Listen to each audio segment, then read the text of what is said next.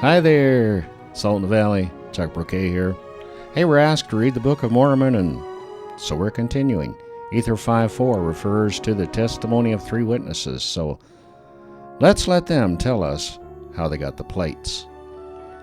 In an 1859 interview in Tiffany's Monthly, Martin Harris said, Joseph had before this described the manner of his finding the plates. He found them by looking in the stone found in the well of Mason Chase. Early Mormon Documents, Volume 2, page 309. LDS historians know that Joseph Smith was involved in magic.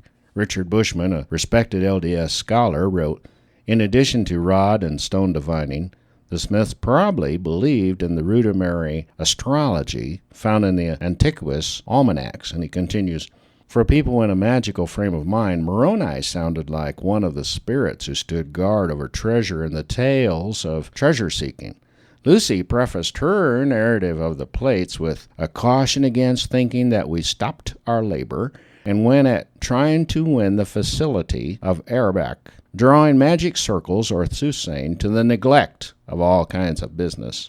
Lucy's point was that the Smiths were not lazy. They had not stopped their labor to practice magic. Remnants of the magical culture stayed with him to the end. Get that in Joseph Smith, Rough Stone Rolling by Richard L. Bushman. So astrology, magic, and soothsaying, money diggers using divining rods to find buried treasures.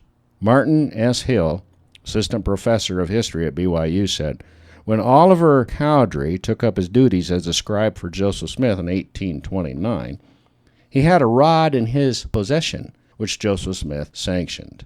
Some of the rodsmen or money diggers who moved into Mormonism were Oliver Cowdery, Martin Harris, Orrin P. Rockwell, Joseph and Newell Knight, and Josiah Stowell. That's in Dialogue of a Journal of Mormon Thought, Winter, 1972. Joseph Smith used one of those divining rods.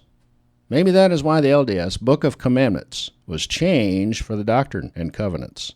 It read of his gift of working with the rod. Behold, it was told you things. Behold, there is no power save God that can cause this rod of nature to work in your hands. 7:3. But in Doctrine of Covenants, 8, 6, and 7, it is changed to say the gift of Aaron.